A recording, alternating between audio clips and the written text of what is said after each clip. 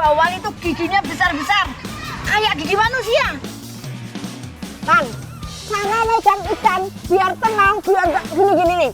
Satu, tangan satunya di bawah kepala, satu lagi di bawah perut nih kan. Nah, salah satu predator yang paling sering ditemui adalah ikan predator, yaitu ikan toma. Wah, lebahnya banyak banget, Bunda. Sudah.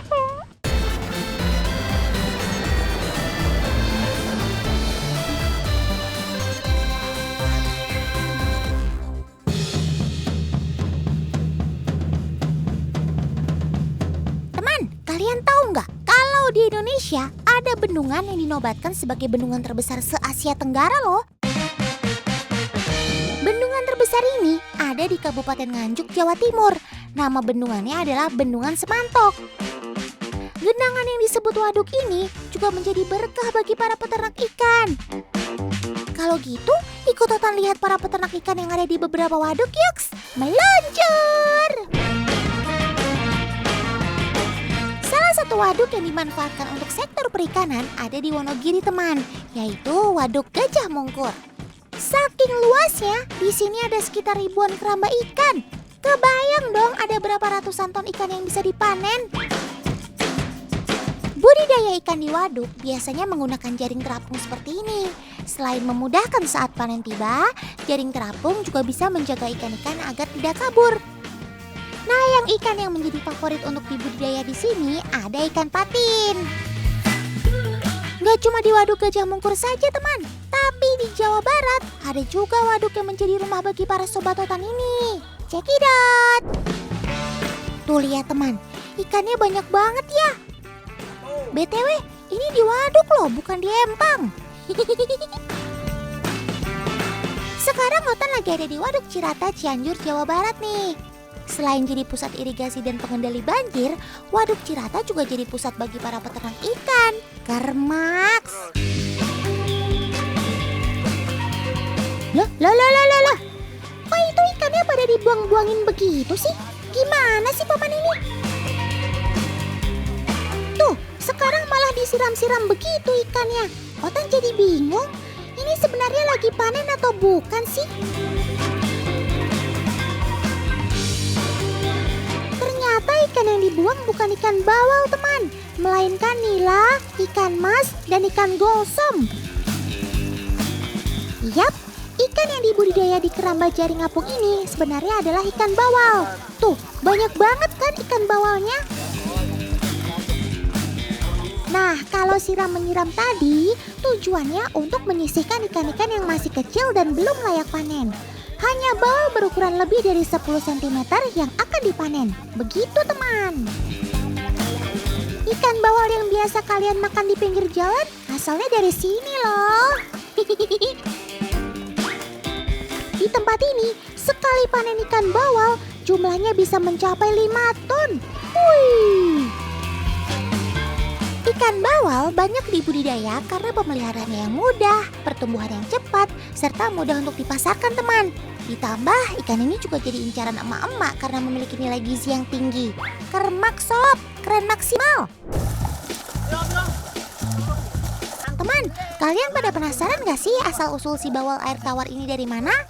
Kalau pada penasaran, kita kepoin yuk budidayanya bareng Bunda Iin. Loh, kok Bunda udah main air aja sih? Awas masuk angin, Bun! Tan, sekarang nih Bunda mau nangkap emaknya ikan bawal atau indukannya. Pastinya lebih gede ya. Ikuti ya Tan. Gede banget ya Tan. Wede, ini kok gedenya gak nyampe ya? Kayaknya sih kalau dimasak, 1 ekor bisa buat makan 7 orang tuh. Tan, ini besar sekali Tan. Ini khusus indukan betina. Kalau yang jantan dipisah di sebelah sana nih. Oh, ini namanya kolam breeding atau pemijahan, yang artinya kolam untuk indukan yang siap dibudidayakan. Induk betina dan jantan wajib dipisahkan agar bisa terjadwal pemijahannya. Tahan. Nih, ikan bawal itu giginya besar-besar. Kayak gigi manusia. Coba lihatin Mas, tuh. Nih, lihat tuh.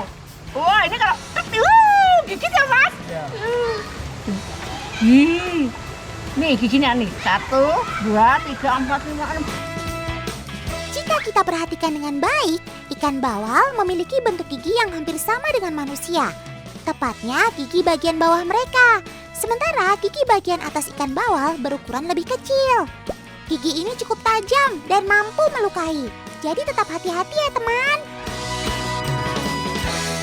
Nah Tan, ciri-ciri udah siap untuk bertelur. Ini perutnya besar ya Mas? Besar. Perutnya besar, terus buncit. Agak lebar daripada yang jantan. Agak lebar daripada yang jantan ini Tan. Ini perutnya udah buncit nih. Ini telur semua ya Mas? Tuh nih.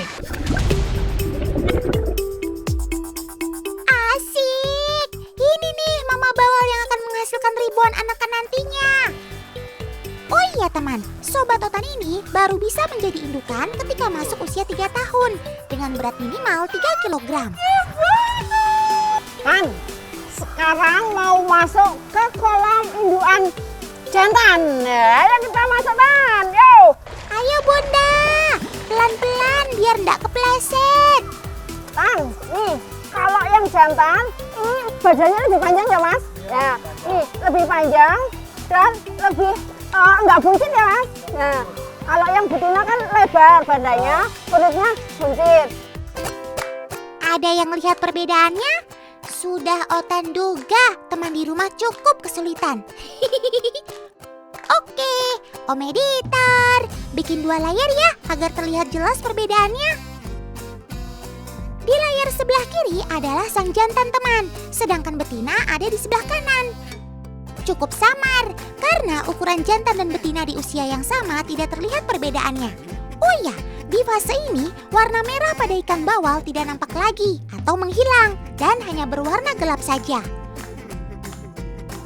Tan, cara megang ikan biar tenang, biar nggak gini-gini nih. 1, tangan satunya di bawah kepala, 1 lagi di bawah perut nih, kan nyaman nih kalau udah kena. Nah, cara seperti ini berlaku untuk semua jenis ikan yang besar-besar kayak gini. Nah.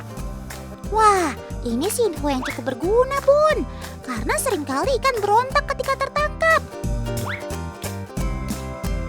Kuncinya, genggaman tangan harus memberikan rasa nyaman pada ikan, sehingga mereka tidak lagi berusaha melepaskan diri.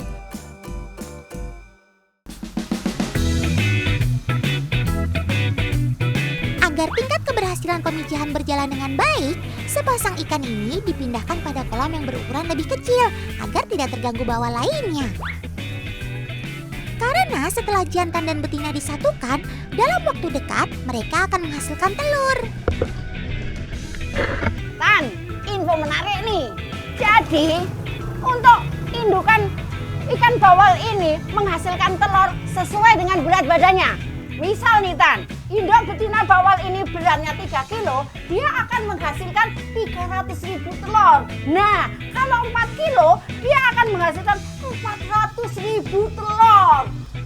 Wah, semakin besar ukuran betina, maka akan menghasilkan telur yang melimpah. Nggak kebayang deh, kalau netas semua, kasih namanya gimana ya?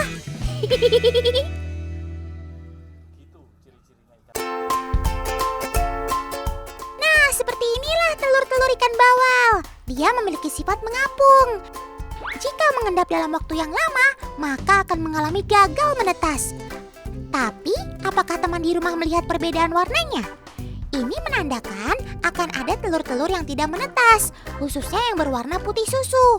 Sementara telur bening mempunyai kesempatan menetas lebih tinggi. Hanya dalam semalam, telur bawal akan menetas teman. Tada! Ini dia dede-dede bawalnya. Selamat datang di dunia ya sob. Sehat-sehat ya, nanti kita ketemu lagi. Dah!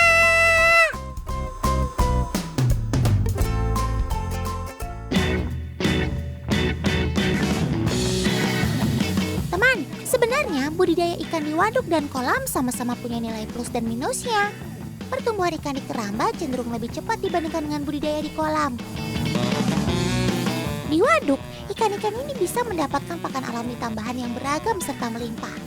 Sementara di kolam, sobat totan ini hanya mengandalkan pakan yang paman berikan saja. Tapi bukan berarti budidaya di waduk tidak memiliki kekurangan ya. Perubahan kualitas air di waduk tidak bisa kita kendalikan teman. Sehingga saat kualitas air menurun akan sangat beresiko terhadap kematian ikan. Sementara saat di kolam, kita bisa setiap saat memantau kualitas air. Dengan begitu, para pemilik kolam bisa langsung melakukan tindakan untuk mencegah hal yang tidak diinginkan. Tapi lagi-lagi dari segi ekonomis, keramba ikan di waduk lebih efisien karena tidak membutuhkan lahan sendiri untuk dijadikan kolam. Cakep! Oh iya teman, budidaya ikan di waduk bukan berarti 100% aman dari predator ya. Karena predator bisa saja muncul dan tentu ini sangat merugikan para petani ikan. Nah, salah satu predator yang paling sering ditemui adalah ikan predator, yaitu ikan tomang. Ikan pemangsa ini seringkali membuat petani cemas karena kerap memangsa ikan yang berada di japung alias jaring terapung. Padahal waduk bukanlah habitat asli dari si predator ini teman. Diperkirakan keberadaan mereka berasal dari oknum yang dengan sengaja melepas liarkannya di area waduk. Sehingga lama-kelamaan si tomang akan berkembang biak dan populasinya malah menjadi hama. Para pemilik keramba seringkali menemukan si ikan tomang ini saat panen teman. Ukurannya pun gak main-main. Satu ekornya bisa mencapai 2 kilogram. Waduh! Ikan predator ini masuk ke dalam keramba biasanya dengan merusak jaring atau masuk saat mereka masih kecil. Kemudian lama-kelamaan si tomang akan semakin besar sehingga tidak bisa lagi keluar. Nah kalau sudah begini, yang pasti dirugikan adalah para pemilik keramba. Karena ikan mereka lama-kelamaan akan cepat habis karena dimakan oleh si predator ini. Semoga masalah ini cepat terselesaikan ya paman-paman.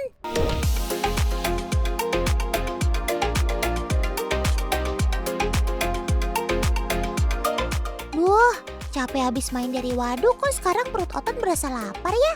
Kita cari kuliner ikan bawal yaks, katanya mantul nih. Di Sukabumi, Jawa Barat, katanya ada ungkep lauk ikan bawal kecombrang. Beuh, juara nih kayaknya. Kalau biasanya kita makan ikan bawal masih suka bau amis, tapi ungkep lauk bawal ini dijamin gak ada amis-amisnya deh.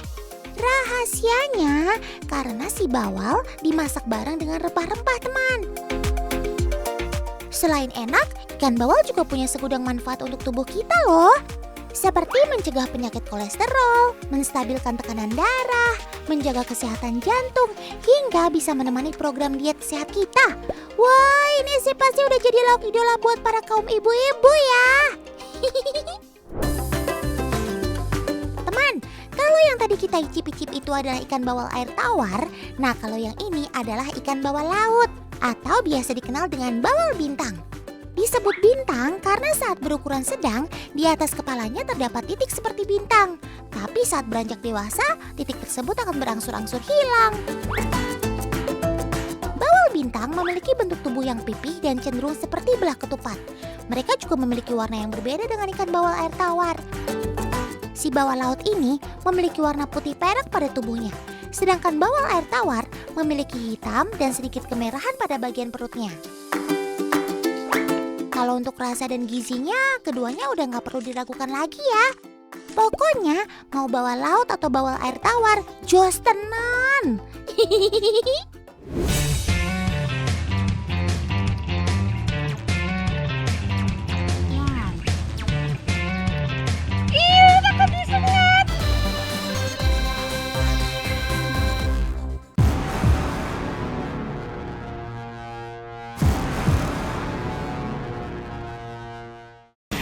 Tan, ikut bunda yuk, mau pindah rumah, ayo Tan. Nah ayo, ayo nih poyongan rumah yuk, pindah. Nah, teman di rumah ada yang tahu nggak? Kira-kira mau dibawa kemana ya kotak-kotak ini?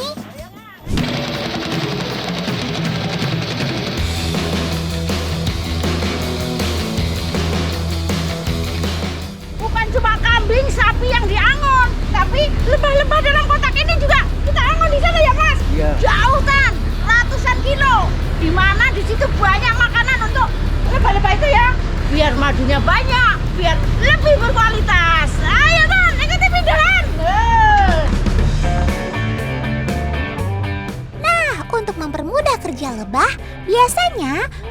berisi lebah akan dibawa ke salah satu tempat yang sedang musim bunga tertentu. Misalkan musim bunga randu, jagung, rumput liar, dan lain-lain. Bisa dibilang lebah Apis mellifera ini selalu berpindah tempat karena mereka bekerja berdasarkan musim bunga di wilayah tertentu. Setiap pohon waktu musim bunganya berbeda-beda. Sebagai contoh, pohon bunga randu. Kotak lebah akan diangon selama kurang lebih 6 minggu. Selama 6 minggu ini, madu bisa dipanen maksimal sebanyak 3 kali. Cara seperti ini yang dinamakan dengan sistem lebah angon.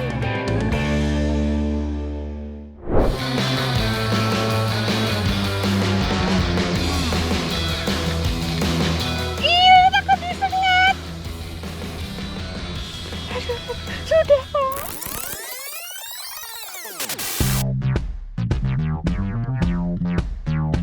Sebelum kenalan lebih jauh dengan lebah madu, kita ikuti dulu yuk Bunda Iin. Lagi apa tuh? Benda yang lagi Bunda siapin bukan sembarang benda, tapi di sini nih akan lahir ratu-ratu baru. Ini, pasang lagi Dan. Jadi yang Bunda dan Paman siapkan ini rumahnya para ratu lebah. Wah, banyak banget ya. Berarti bakalan banyak ratu baru yang akan lahir ya Bun. Wah, lebahnya banyak banget Bunda. Hati-hati ya. Udah bersih nih lebahnya Tan. Di sini banyak calon-calon ratu yang akan kita pindahin di tempat yang tadi itu. Tuh. Disinilah teman sel ratu berada. Proses ini yang dinamakan ternak ratu lebah. Bukan hanya madu yang diternakan, tapi ratunya juga bisa. Sel ratu yang ada di layer harus dipindahkan ke wadah khusus yang sudah Bunda dan Paman siapkan tadi. Harus dengan cara perlahan, supaya semua sel terbawa dan pindah dengan sempurna. Kemudian, layer berisi sel ratu lebah ini disimpan dalam kotak khusus.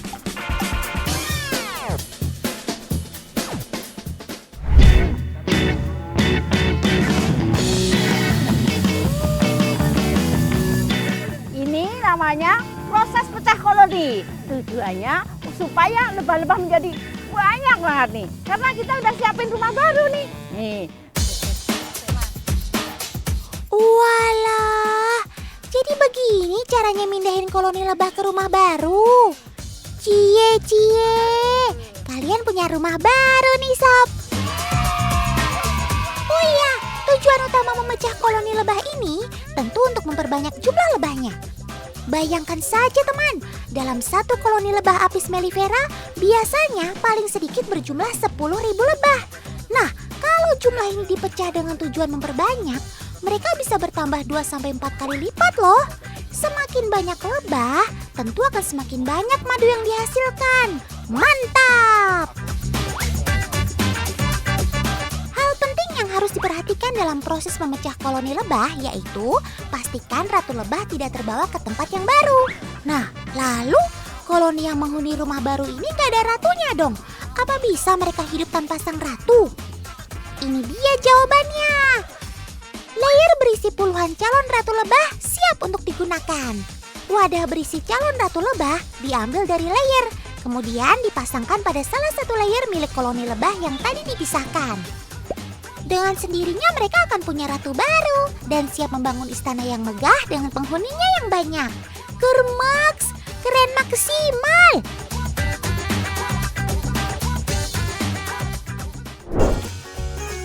Ngomong-ngomong, pada percaya nggak kalau perut lebah ternyata transparan teman?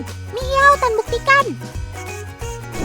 Dengan 2 macam larutan pewarna hijau dan merah ini, Otan mau memperlihatkan kalau apa yang mereka minum ini dapat terlihat teman. Tuh lihat, perutnya lebah yang memakan larutan hijau kelihatan hijau juga. Lebah yang makan larutan merah juga tentunya sama. Begitulah teman. Rupanya larutan itu adalah air gula berwarna teman. Lebahnya menyedot larutan tersebut dengan organ proboscis, sama seperti nyamuk. Dan sebagai serangga, larutan dapat masuk ke tubuh mereka dan disimpan sementara sebelum akhirnya dikeluarkan lagi ketika sudah sampai sarangnya. Otan gak berhenti kagum sama semua kehebatan kamu, Sob. Pokoknya kermaks deh, keren maksimal. Madu memang berharga mahal karena khasiatnya yang luar biasa. Dan si lebah butuh waktu yang lama untuk membuat madu yang jumlahnya terbatas. Tapi rupanya ada loh madu-madu dunia yang punya predikat sebagai madu termahal. Otan bisikin ya, ini dia 5 madu termahal di dunia ala si Otan.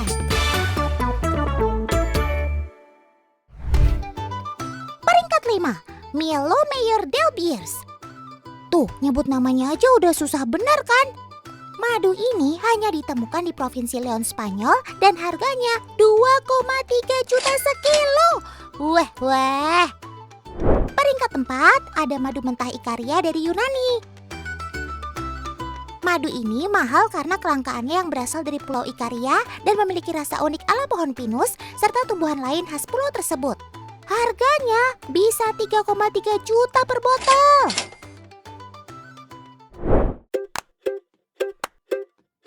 Peringkat 3 adalah madu Royal Yaman Cider, yaitu madu dari pegunungan Hadramut yang hanya bisa dipanen setahun 2 kali. Harganya 15 juta rupiah per kilo.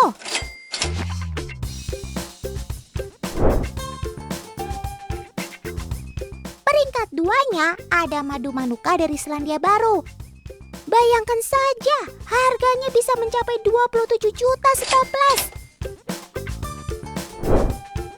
Alasannya karena madu ini hanya bisa diproduksi 10.000 toples saja dengan segudang khasiat kesehatannya. Yang terakhir, ini dia, madu Alfish. Madu ini berasal dari Gua Lembah Sarikaya di Turki. Guanya saja ada di kedalaman 1.800 meter di bawah tanah. Dan di sekitar wilayah itu, tanaman yang tumbuh adalah tanaman obat. Jadi bisa dibilang, madu ini adalah madu obat yang mengandung saripati herbal dengan kombinasi khasiat. Makanya, harganya bisa mencapai 100 juta sekilo. Wah, luar biasa kalian sob.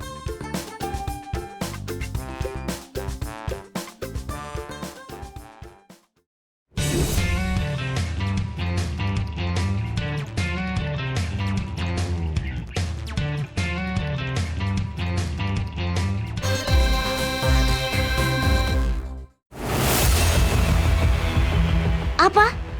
Sepertinya Dolpino mendengar ada yang minta tolong. Teman tahu sumbernya dari mana? Astaga, dari sini rupanya. Loh, ini kan bukan ikan glowfish dan warna neonnya muncul di garis siripnya saja. Apa yang terjadi dengan kamu, Sob? Tidak! Ternyata warna-warna dunia air tidak seindah yang Dolpino duga. Ada oknum nakal yang memanfaatkan momen lakunya mereka di pasaran. Mereka bukan golongan ikan glowfish, teman, tapi ikan Parambasis siamensis atau ikan kaca. Ikan kaca hanyalah jenis ikan air tawar yang memiliki warna putih bening di tubuhnya. Mereka juga bukan hasil rekayasa manusia dengan memasukkan gen ekstra ubur-ubur. Tapi, warna-warni pada bawah sirip ikan ini berasal dari pewarna yang disuntik. Wah! Dolpino gak bisa tinggal diam. Ayo teman, kita selidiki kasus ini. Shh. Coba perhatikan teman. Ikan glassfish ini sudah marak beredar di pasaran. Setelah melakukan penelusuran, tim Dolpino berhasil mendapat keterangan dari salah satu penjual ikan glassfish, teman.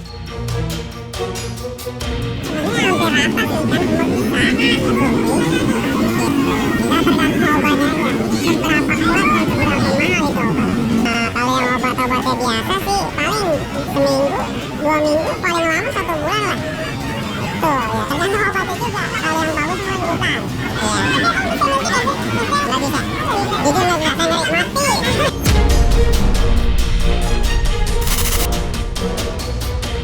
Tuh kan, Kalau masih punya hati nurani, kenapa tetap menjual ikan yang seharusnya tidak disuntik sembarangan?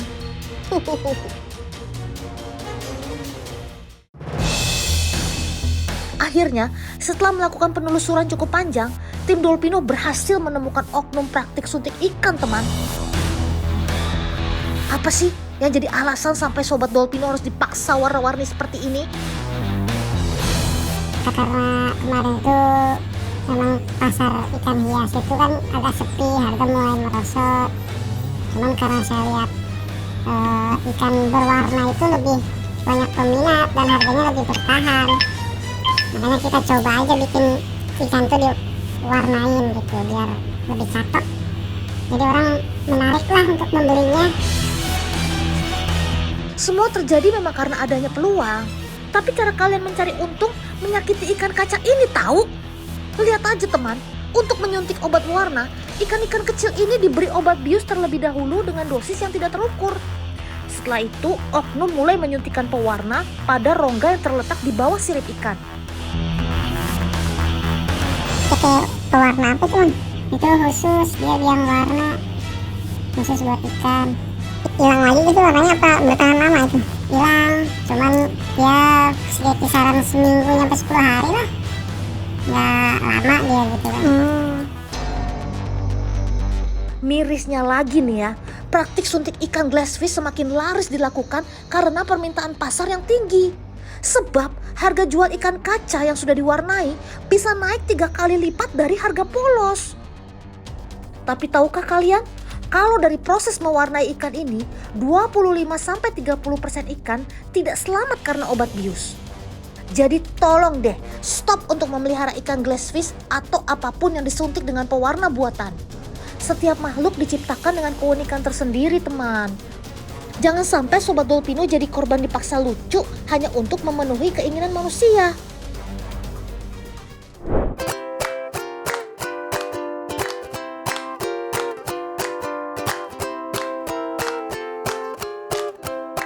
Teman, tahukah kalian kalau ikan glowfish ini lagi populer di pasaran?